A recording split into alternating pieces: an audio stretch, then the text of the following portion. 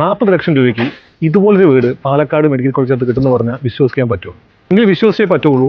ഈ കാണുന്ന വീടുകളെല്ലാം 40 ലക്ഷം രൂപ ചെയ്തു കൊടുത്തതാണ്. 4 സെന്റിലും 5 സെന്റിലും 1100 സ്ക്വയർ ഫീറ്റ് കൊടുത്ത് 2200 സ്ക്വയർ ഫീറ്റുകൾ വീട് ഇതിനകത്തുണ്ട്. 5 സെൻസിൽ 1611 സ്ക്വയർ ഫീറ്റ് വീടാണ്. 4.7 സെൻസിൽ 1260 സ്ക്വയർ ഫീറ്റ്.